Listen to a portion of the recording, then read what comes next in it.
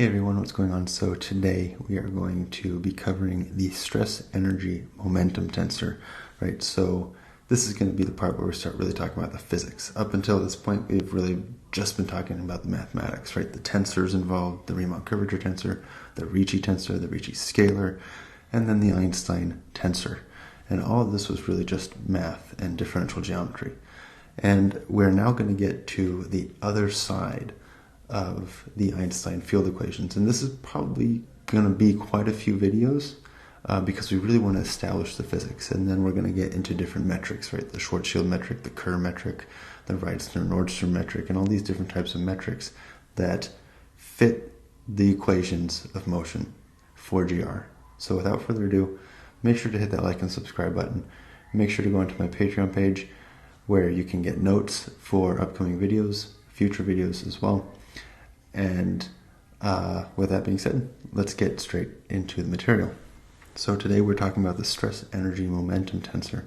In the first video on the stress energy momentum tensor, we're going to cover the basics, what you've probably seen on multiple YouTube videos. And then what's going to really make this channel unique is going to get into the electromagnetic part of this as well, because the idea here is that the stress energy momentum tensor is...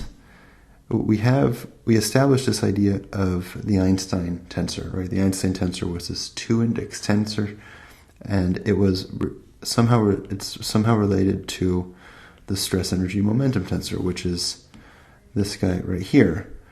And the idea here is that stress, energy, and momentum curve space, right? So this here is the curvature,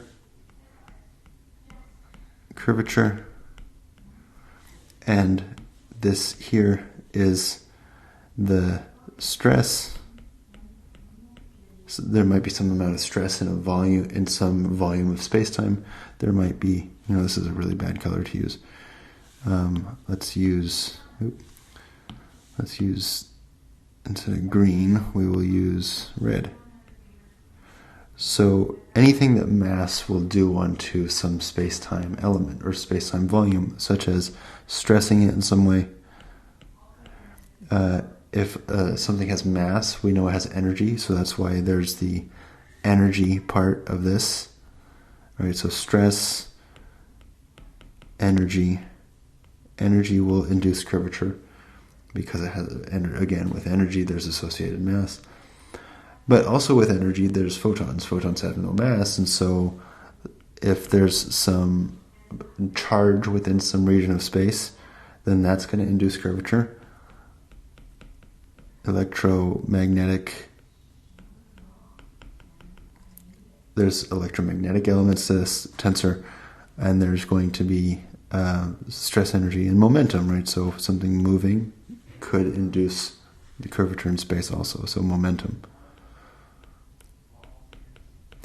Right, and so this is the crux of the argument. The argument is that any stress, energy, electromagnetic waves, and momentum really are the things that induce curvature in space-time. So we're going to start off by considering a volume with a swarm of non-interacting particles within it.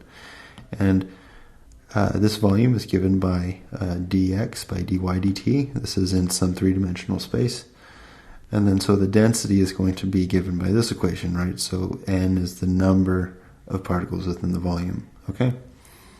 If the volume changes, then we get something like this, right? So the change in the density, or the density in the new frame, is going to be a shift in all these coordinates, right?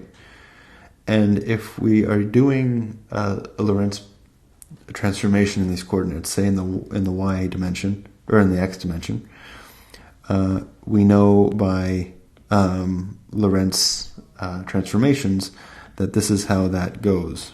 This is, we have this delta x over this gamma factor, where the gamma factor takes into account the speed of the particle within the box, okay, or the particles within the box, right? So with a little bit of manipulation, the change in the density is given by this equation, right, where we have gamma times n.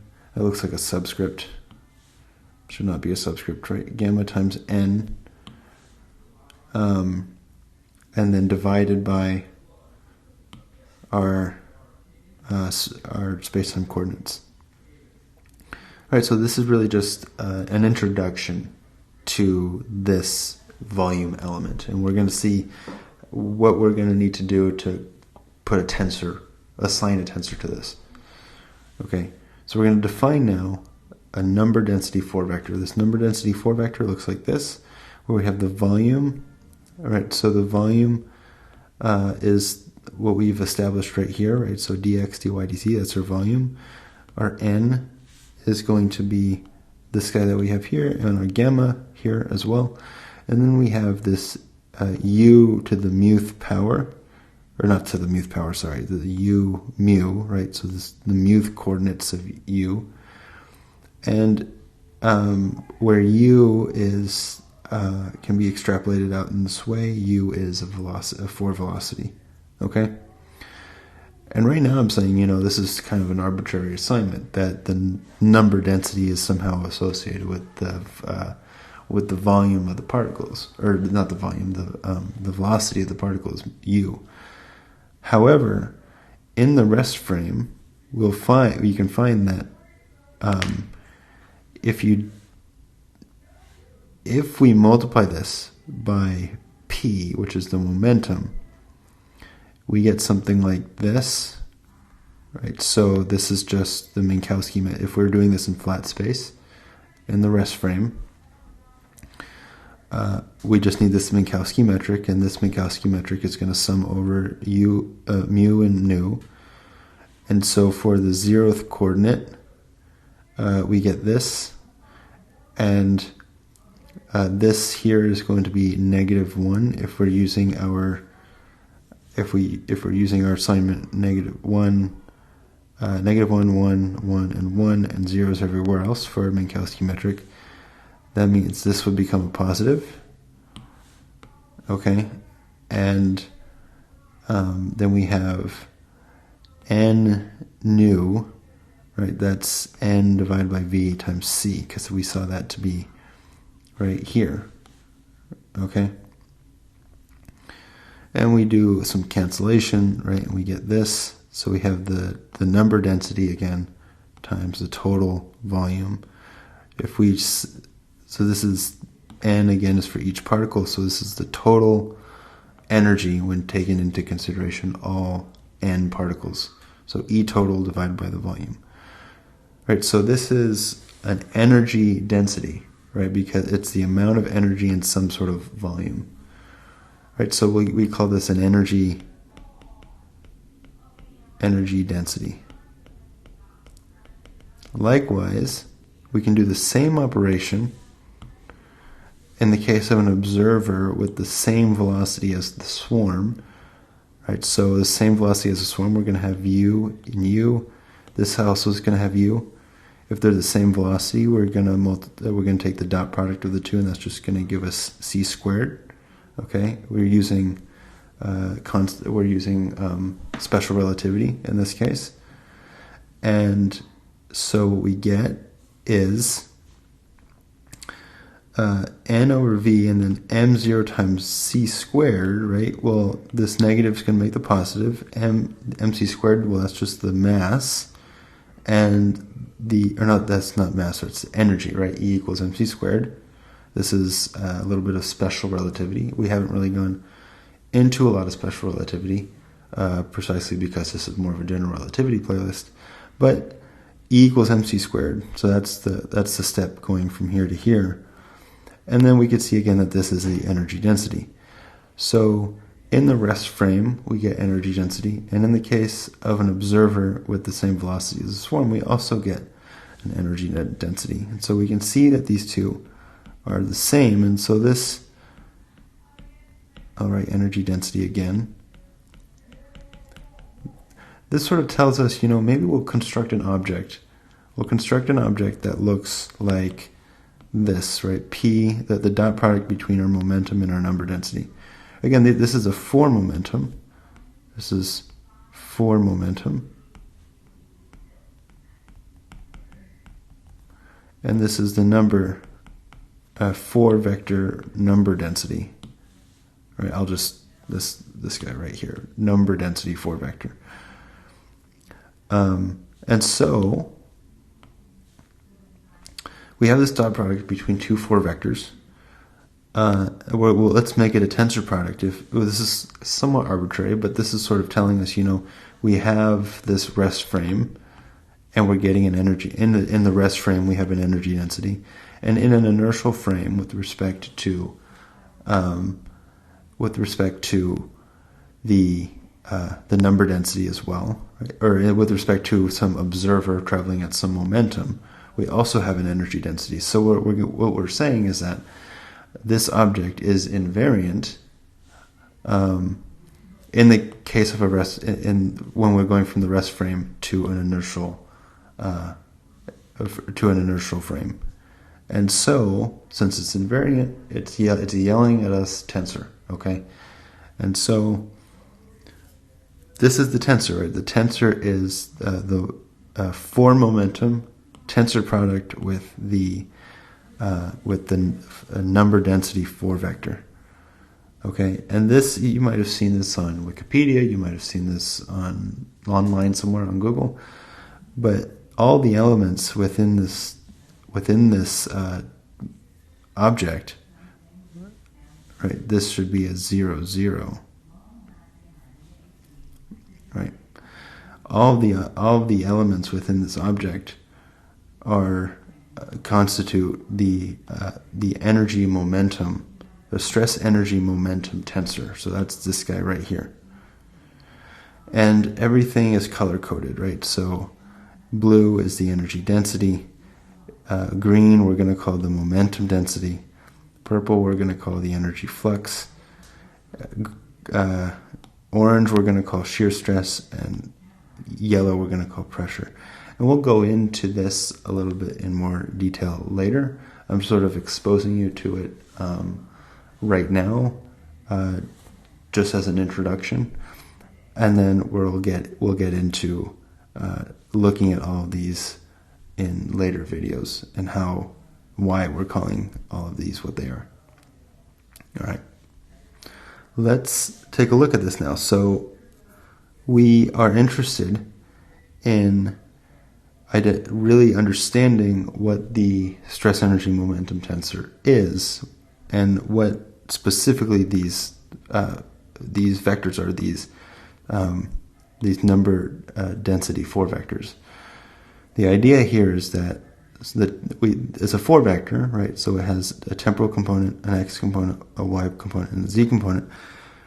And we can see here, the temporal component is going to be the number of particles within some volume at any moment in time. Okay, there's no specific, there's no delta t here. Okay. Here, however, these are currents because there's delta t's in each one of these. Okay, and the idea here is that we have dx, right? So nx is the flux, right? Because we have per amount of time, it's the amount of particles traveling through the yz plane of our volume. So the yz plane, that's why I have this yellow and this is yellow. The number of particles for the green one here, this ny, this should be lowercase y. I catch myself sometimes, and I'll update my Patreon the slides on this as well. But the idea here is that we're taking slices, right? So we're taking fluxes of particles traveling in some box, right? So say for this particle right here, its trajectory looks like this. And say for this particle, its trajectory looks like this. Right? And so for this box, we can identify for some delta t, the plane and how much particles are traveling through that plane within that given amount of time. And so we have three planes we're dealing with, right? So one plane is the YZ plane, that's an X, right? Actually, I want to keep these lowercase. In the other case, we have our XZ plane, right? So our XZ plane, so that's the green one, and then our XY plane, that's the XY plane, that's the red face. Okay, so again, the idea here is you take a sliver of time and you have a box in space and time. And you ask yourself, how many particles are traveling through one of the faces of the box from time equals 1 to time equals 2? Okay, and that's going to give you a flux, right? Because you're measuring between two time frames.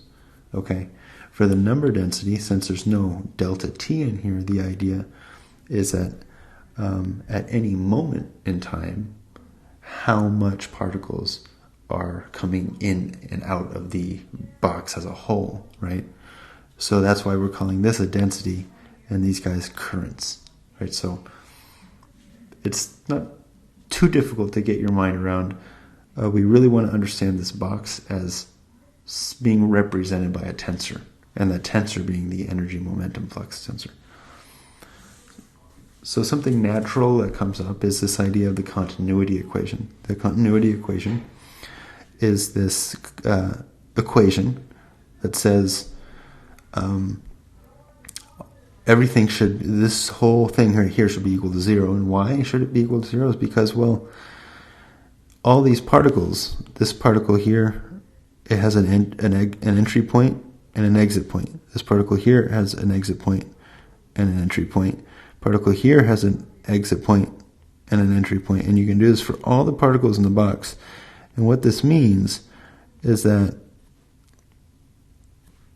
the net amount of particles that's going in always equals the net amount of particles going out. Another way of saying this is that matter or mass doesn't just spontaneously come into existence, okay? That's why this is called continuity, right? There's no discrete jump in mass. All of a sudden you say you travel through the box and somehow more mass out of the box than enters the box. That would violate the rules of classical physics, okay? And so we established this continuity equation to ensure that that does not happen, okay? And what we get is the time and the spatial the spatial equation here are indeed different, or they're not different, right? The one is the negative of the other, right? Because you can move this to one side of the equation and you get one is the negative of the other.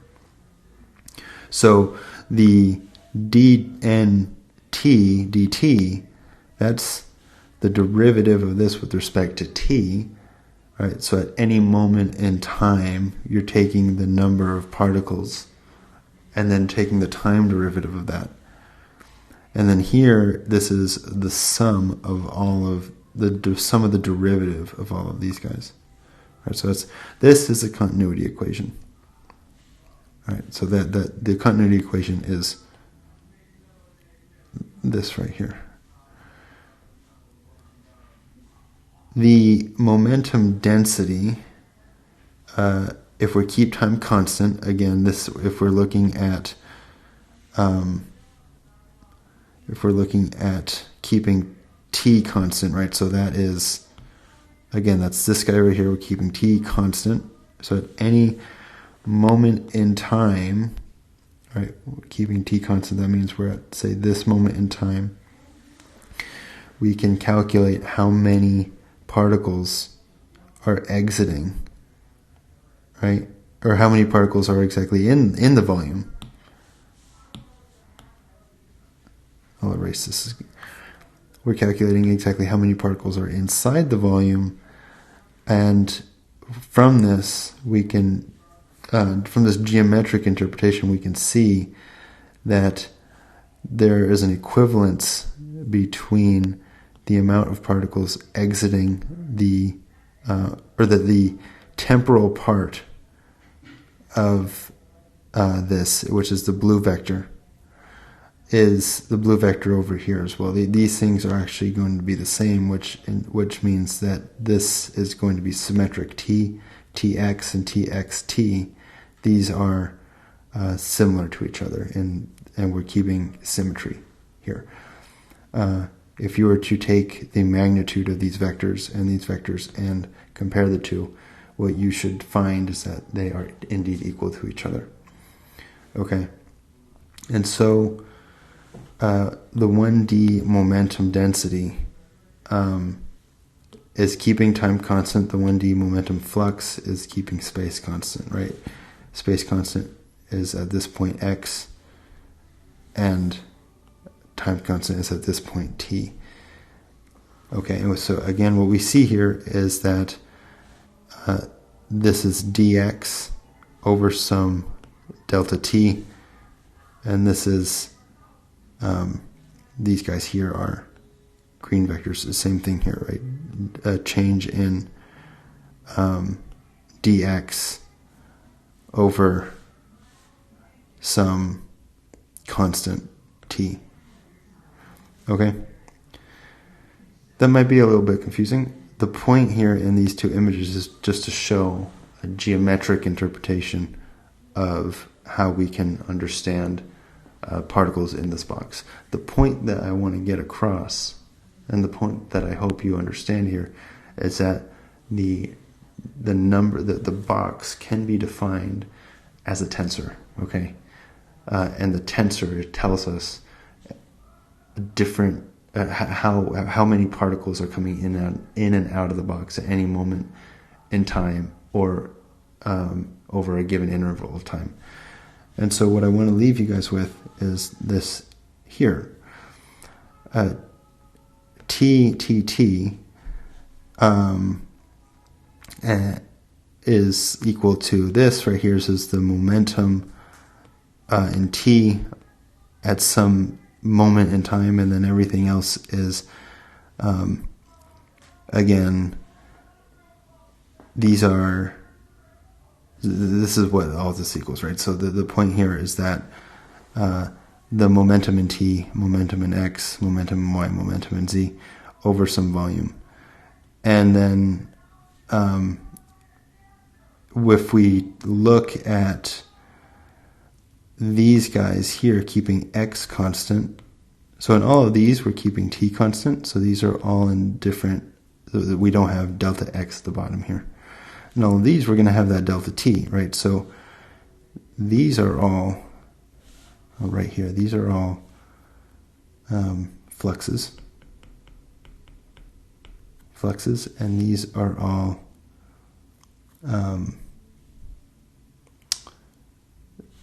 right, these are all these guys, right? I'm just gonna, so currents is where we have delta t in the denominator, right? So I used currents before, I'll use currents again instead of flux to avoid confusion.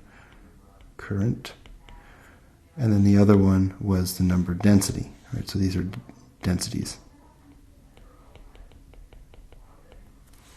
Again, if you were to see a delta t in the bottom in the denominator here, we're talking about currents. If there's no delta t, we're talking about densities. So this is momentum, this is a momentum density. This is a momentum flux. Okay, we can go back now to this picture. Energy densities, momentum density, energy flux. Right, so we specifically looked at these two guys here, right here, and we can now understand why this is a momentum density, why this is energy flux. We can understand now why this is an energy density, or why this is a density, right? Because, again, the density, whereas a density is without the time component. So if we see time here, we're keeping time constant. These are two times, right? 0, 0, that's the time component. So that's an energy. That's why this is a density, right?